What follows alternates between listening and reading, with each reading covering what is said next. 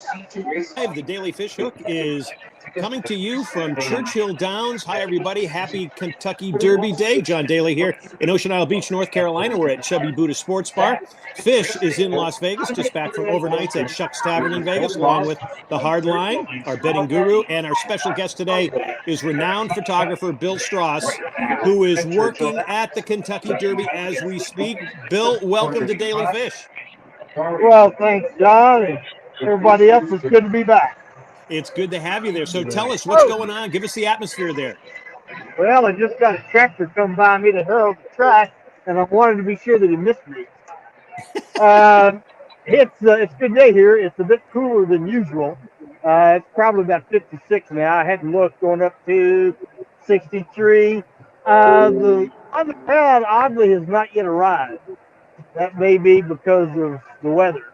Yep. But everybody's festive. There are, of course, a multitude of women that are decidedly underdressed for the day. But by gosh, they bought that dress to wear today. It could be 15 degrees colder, and they're still going to wear it. I love it. So are you getting a lot of shots already? What have I said? I shot 2 races so far. If I turn around here, I might get a fire.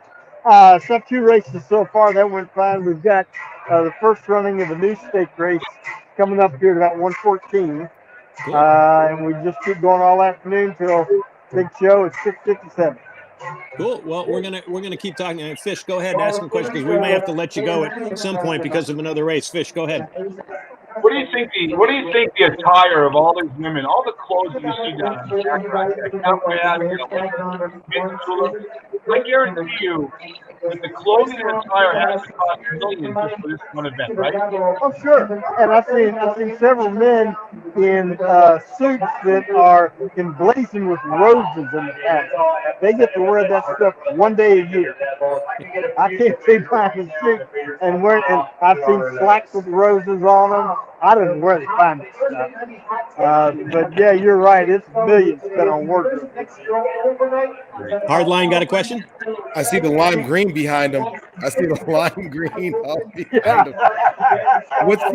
the weather like down there right now? It's overcast. Go ahead. I got people walking by me. It's overcast. We had a spot of sun about an hour ago, and it felt pretty warm. But now with the sun gone in, a little bit of a breeze. It feels cool. Any rain? About 58. No, had some drizzle this morning. We're not supposed to have any the rest of the day. Those of us that are veterans of this race, if it rains, it rains. We've never done that before. Now you've had some rain really the last throughout the last week. Is that going to affect the races at all, you think? No, the track, I haven't seen how they've got the track rated, but looking at it, it's probably rated as good. I don't know if it's fast yet. You get this breeze and the harrowing of it. That's getting moisture out. They sealed the track last night. So it'll probably be fast by Derby. Go ahead, Fish. You're walking down there on that same track down there, Bill. I asked you to be careful because my grandfather always said to me, "Get the goddamn horse, there's a dump. What is it?" So be careful, okay? Have you seen the horses at a looking view or just daily fish? They just let loose? No, I haven't. A couple times I've been out here, the horses have done well. I was reminded, too, of Les Nessman and the famed turkey drop. We have a large crowd, but they're well behaved. Go for it, Hardline. No, you know what? It looks like such a huge event. Like you just start seeing, especially at this time, just this amount of people. Tell us what the energy is like once everybody gets there when it's time for the big race. It's electric. It's electric on normal years, and they're expecting it this year. We'll have 150,000 people, and there's just a buzz. As they start to load the gate, there's a roar. Then it quiets down as they go in. Then there's a roar when they say they're in the gate. Again, when the gates open, then there's general cheering as the horses around the track. When they come off the far turn up here, and they say they're in the stretch, a big roar goes up all the way down the stretch. Wow. So are you putting any bets down today, Bill? I can't win the replay. I'm the world's worst handicapper. No, if I do, I might. I'm giving some thought to Epicenter. Okay. I haven't seen the odds lately. He was second pick, I think. He may have moved up. I'm not sure. One of you guys might have that. Yeah. I'll let Hardline. So what are you seeing so far on the bets? What's the best pick? The best pick is Epicenter. I mean, that's the best pick. That's what a lot of people are going on. It's one of the horses that has like the most cachet to it. That's the one that everybody's going with today. That's the money maker. All right, Fish, do you have a pick? I like Messier. Me too. I know that's not really going off the limb there, but I love the name of the horse because of Mark Messier. I don't know the lineage of it, but I look at a horse that's right in the top 10 in this race, 20 horses. I'm going Messier. Yeah, this is the 148th running of the Derby. Do you guys know how many horses have won this race? Say that again. This is the 148th running of the Derby. Do you know how many horses have won the race? 148. 0. In the thoroughbred industry, they are not horses till they turn 4. They are still colts and fillies. Trick question. That is a good one. Oh my God! I didn't realize that. There have been 3 fillies to win the race. Regret in 1916, Genuine Risk in 1980, and Winning Colors in 84. Yep. No, she was maybe 85 or 86. Okay. 84 All was right. Wait. So what was your relationship with Secretariat? Not as intimate as you are insinuating.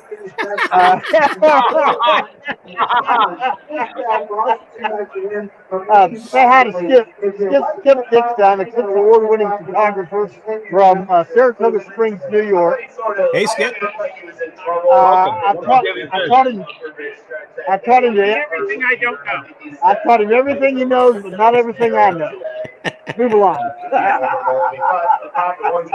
That's one of the fun parts of this event is seeing people. Skip and I have been friends 30 years, but we don't see each other typically but once a year, maybe twice at a breeding stuff.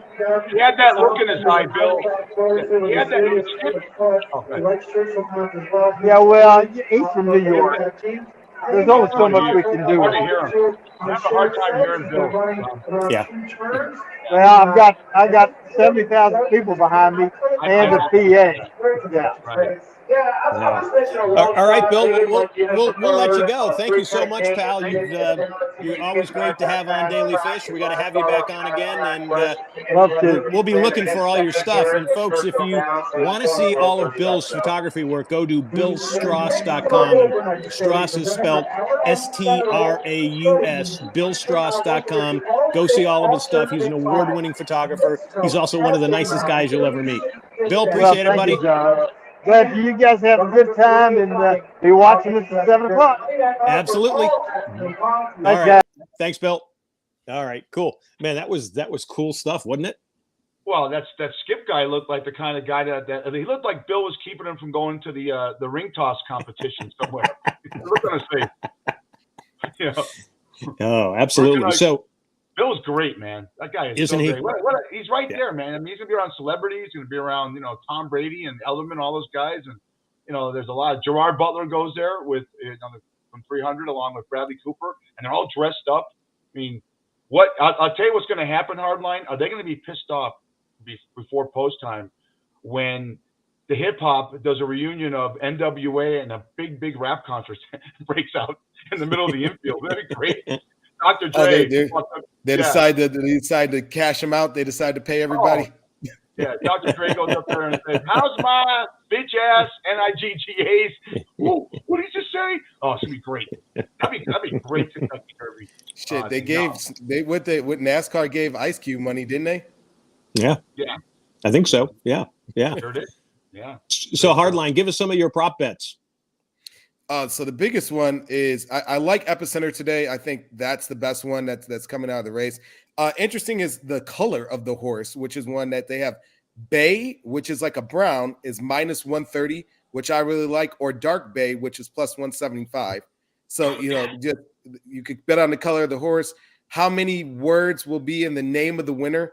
One is minus 240, just straight up. If they decide to break it up, I mean, we will take bets on anything on this. And then in terms of the head-to-heads coming up, Cyberknife over Zozos is a better one, minus 150 for Cyberknife. And of course, Mezier is minus 120. So, there's a lot of prop bets that are here, especially if you want to do it. I know that you could do it on DraftKings. I know that you can do it on some FanDuels. If you want to bet the race best straight up, I will go with William Hill. I think they have the best odds for today to bet if it's in your area. Talk about the Triple Crown. So you know what? Will there be a Triple Crown winner? I've got minus 1,000. It's just such a difficult feat. That's why we always look to see if someone's going to do it or not. I don't think that there's a Triple Crown stud out there this year. I don't think like other years where we kind of had an idea of like this person, this thoroughbred's going to do it. I wouldn't bet that there would be a yes. I think that you're throwing money at something that's not going to stick for this year. Yeah, and there are so many, there are really a ton of favorites that are out there. It's so different from previous years. What do you guys think of that? It's different because you're going to have 150,000 people there who haven't been there for 2 or 3 years because of the pandemic. And then also the whole Bob Baffert thing. Is that, it doesn't appear that that's causing any problems one way or another. Are you guys hearing anything about that? No, not in terms of the Baffert situation. I just think that it's a situation because it happens so much longer afterwards. No, I do think that this is going to be a special one because of everything that's happened with the pandemic. People just being able to come back, especially to see such a magnificent event. It's one of these events that the lead up has so much anticipation, and once everything just kicks off, like Bill said, that electricity, you could feel the rumblings happening. I think that it's a special because it's coming back, but I don't think anything in terms of Baffert. Weren't they back last year? Didn't they have the event last year? They were only back about 50,000 could be in there. So this year they're going to let the full capacity to 150,000. And the year before that, I think they did it. Didn't they do it in September? I think they did it in September. I think so. Yeah. So there's been some difference. So it has not been the traditional Kentucky Derby. This is definitely going to be it. And and that's going to be tonight at 7 p.m. Eastern is when it's going to happen. So let me ask you this. Are you guys going to be sitting there watching it, or are you going to record it and go do something else? Fish, I'll let you go. I'm recording. I'm recording. I'm going to tell you what Stephen A. Smith said. More people be watching the Celtics and the Bucks than watching it at the same time than the Kentucky Derby. They might go switch over because, again, we're not getting the buzz. There's no buzz like it used to be at these big events. Yeah. I don't. What are you doing, Hardison? That's what I'm doing. I'm not watching. I'm going to watch it. I always watch the main event. I just, it's something electric, especially when you're in a sports book or buy a sports book and you hear people just yelling and screaming like it's the old horse track. I'm gonna watch it. It's a tradition for me to watch it. I'll watch it for you guys. I'll watch it. You know what? I'll watch it because it's just my family used to get together and watch this years ago in the 70s. I'll watch it. But the good thing about it is I can go from the basketball game. They're tied up 1-1. I mean, we're gonna talk about this, John, about both Johns, about some great playoff games that are going on this weekend in both sports, hockey and basketball. But the Celtics and the Bucks, I'll look at that, and look at my man cave. I have 2 TVs on, so I'll go back and I will watch the Kentucky Derby. I'm sorry. Yep. Well, I don't watch the 6 hours leading up to it. That's No, I like all the stuff surrounding it. And again, I've been to enough horse races. I haven't been to any of the Kentucky Derbies or any of the Triple Crown races, but being there to me is so cool. So I get a little feel of that when I'm watching it. So I definitely want to watch it. So yeah, let's talk about that. Any big bets on any of the NBA games or the NHL playoff games, Hardline? You know what? The best series, one of the best series right now, Celtics Bucks. It's going back and forth. You know what? I'm going to take the Celtics to steal this one on the road. I think that they've been playing really well. I think especially after yesterday or the last game that they played, I'll take the Celtics to win this one on the road. I really like the Warriors, and I think they're going to pull it off today. I'm going to take the Warriors at home. I like the Grizzlies, but I think the Grizzlies escaped last time because of how poor Clay and Steph shot. And I think that it's not going to happen again. I think that was just one of the anomalies of the NBA playoffs. I think that you take the Warriors tonight. I think you take Boston on the road to get it done in Milwaukee. In terms of NHL, I like the Avalanche. I've said it before. I think that they're the best team in the West. They're just killing it right now. Rangers, Penguins, talk about triple overtime. I mean, they are really grinding that out. You know what? I'll take the Rangers on the road. I'll go against what some people want. I will take the Rangers on the road, and I'll take Calgary tonight.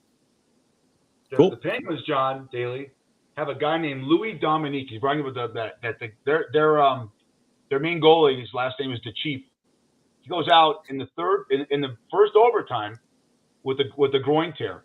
Here comes a guy who's played 2 games the whole year, and he's played terrific so far. So it's a good story if they ended up pulling that series out. And when you got Crosby and Malkin, 2 Hall of Famers on one side, and they play for the Penguins, some great intriguing stuff. But you're right. It's lining up to what we all talked about before we made the predictions for the NHL playoffs. I think hard line that Florida and the Avalanche are going to end. I know we're in the first round, but it just sides up to be Florida and the Avalanche. It's a shame.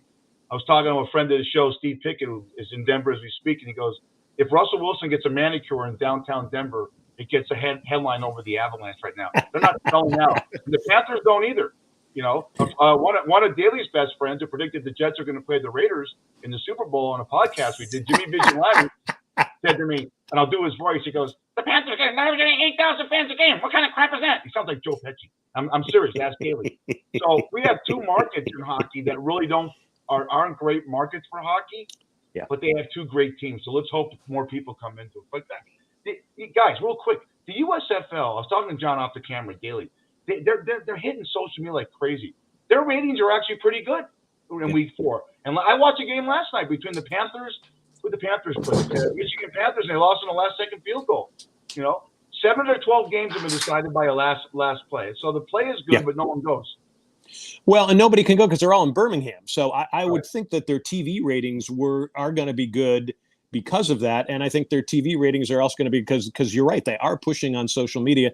And I'm sorry, there's a percentage of Americans that are just dying for football. They still want football. And it's not bad. I mean, let me ask you guys this. I mean, is the competition up to snuff? It's certainly not the NFL, but it's still watchable as far as I can tell. What do you guys think?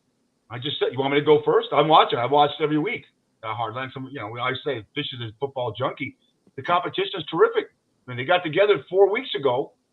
They got together 7 weeks ago, all in one place in Birmingham. Put teams together, and the coaching of Kevin Sumlin, great Texas A&M coach, terrific.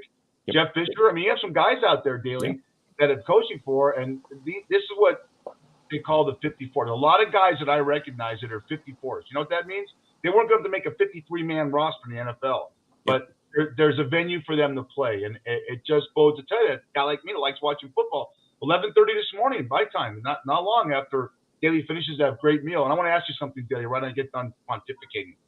Dick Carson, you go first and then go back to me. I love the USFL and the competition. 7 of the 12 games I just said have been decided on the last play. That's pretty good for a new league. No, it's good ratings. I mean, who would have thought, keeping the USFL in the spring would actually work out, instead of moving it to the fall. But, they're doing a really good job at what they're doing. I think the Birmingham situation is one that they've got to figure out moving forward. I mean, there's just not a lot of people that are going to go down to Birmingham to watch them. I think that in terms of the financial portion of it, I think it was smart to put everybody in one spot until they kind of figure out everything just in terms of TV work, camera work, man. I think that it works better for them. But no, I think that's smart. And look, you're right. They fill a niche that hasn't been filled, which is that gap between summer and fall where there wasn't any football. Now or you see spring games in college that just happen to be televised on ESPN3. So I think that it's here to stay. I think that it's doing well. We'll see what the competition is like once the XFL comes back with Dwayne Johnson in the next couple of years as well. And we'll see how that ends up competing with each other. Okay. Yeah. I have a huge erection right now, and I'll tell you why. Daly, not because of Daly. Daly looks like a 55-year-old version of Tom Cruise.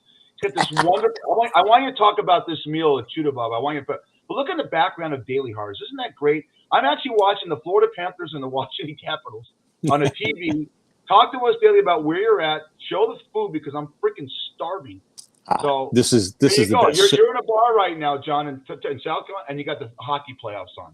Yep, this is great. So I'm at the Chubby Buddha Sports Bar, which is in Ocean Isle Beach, North Carolina. It's truly one of the real sports bars because you walk in here, you can get any game you want. They have all the tickets. So when you walk into a bar and they go, "Oh yeah, we're a sports bar. Can I get that game?" No, you can't, but you can watch ESPN. You're not a sports bar. This is a sports bar.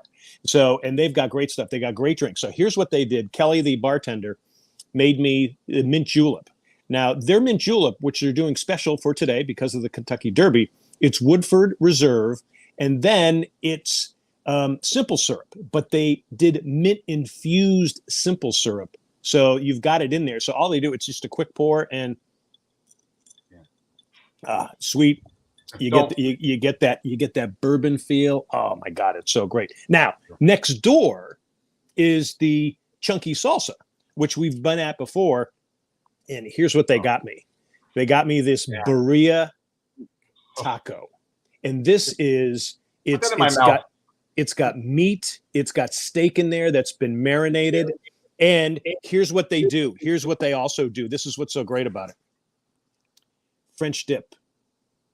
It's got the French dip. So it's a Mexican taco that's French dip. Now, I actually joke with them. Excuse me, John. That's au jus? Yes. That's what, okay, friend, I'm just for that. That's an au jus. So you're dipping the taco in an au jus. Wow. Yep. Tremendous concept. I love it. Go ahead. Oh.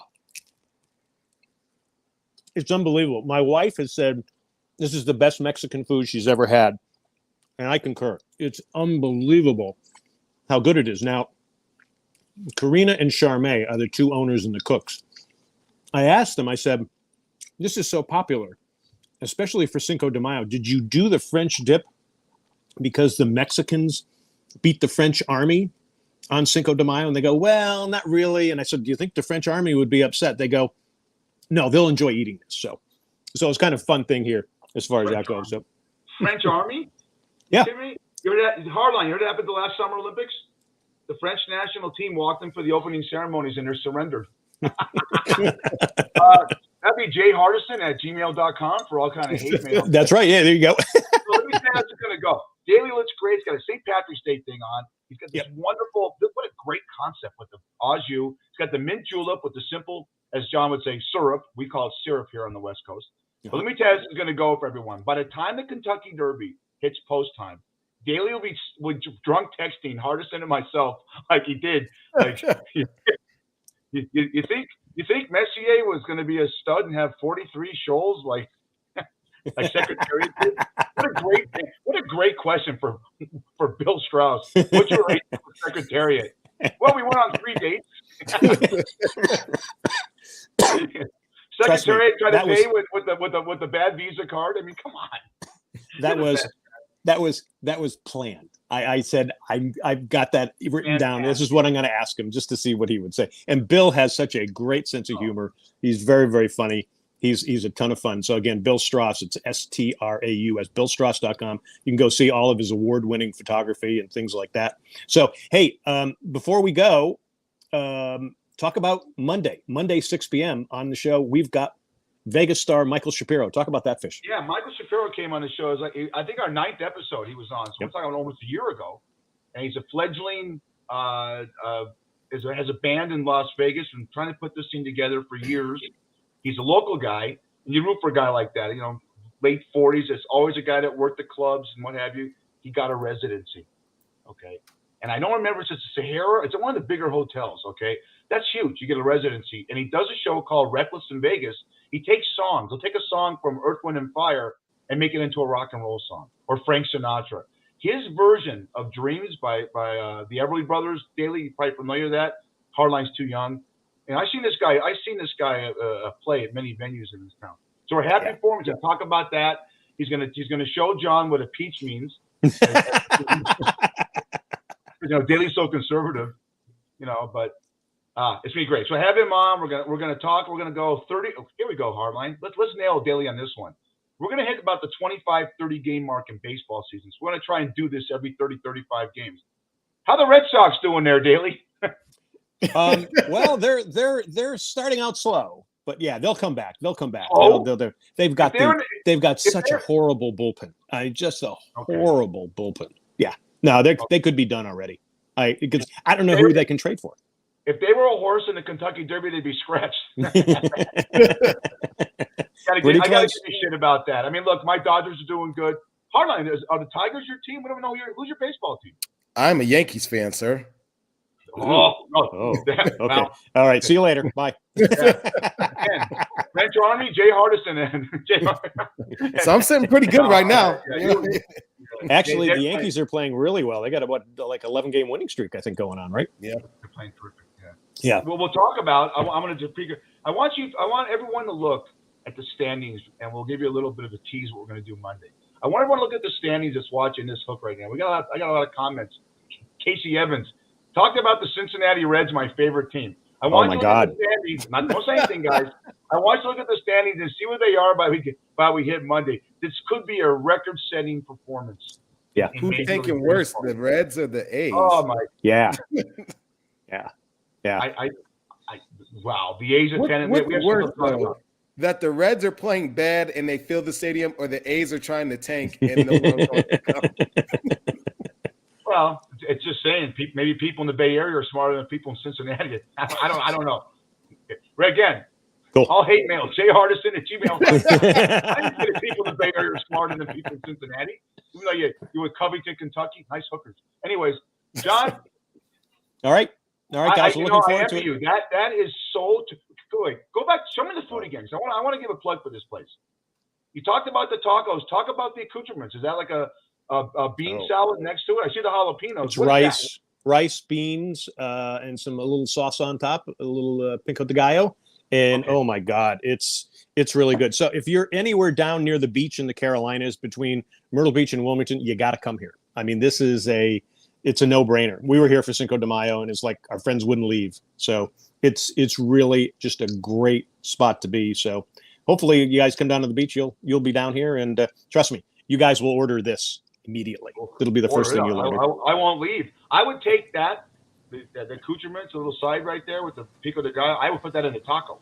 I think you're missing out. Ooh, you know what? That's a good idea. Yeah. Okay, before we go, guys, I want to show you a video. It's a tribute to all the women that Hardison and I date that come in the Hardison comes in the Shucks when he was single. And this is also to the Kentucky Derby. It's about 30 seconds, and then when we come out of it, John will take us out. Cool.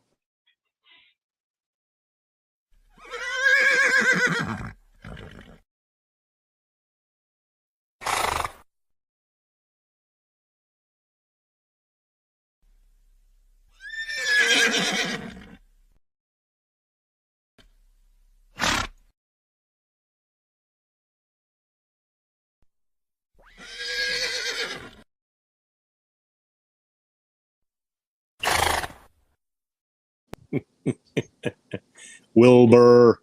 Was that Carly Simon? Oh, sorry. No. jhardison@gmail.com. All right, Daly. I love it. You need to eat that. I hate when we do this crap because that is terrific. I don't want them to heat it up for you, okay? Oh yeah. Oh no. Hey, Trust me. It'll be gone soon. Tell them me and Hardison are going to show up one time at that place, and they better close because we're going to eat them out of house and home.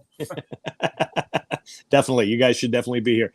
Okay. Daily Fish airs live Monday, 6 p.m. Eastern, 3 p.m. Pacific. You can watch us live on Facebook at daily.fish.5, the number 5. You can watch us on Facebook on the Myrtle Beach Golf Channel and Myrtle Beach Grand Strand Life.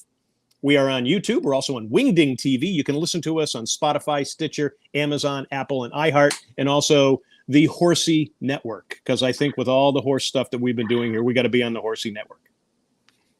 Awesome. What do you think? All right, guys. All right, great stuff. Good seeing you. Love you guys. Monday. Love you. Good stuff. I will watch the Kentucky Derby. We'll talk about it. But for all you Reds fans out there, Hardison said you might as well look this way. It's 112 days till the Bengals have training camp. jhardison@gmail.com.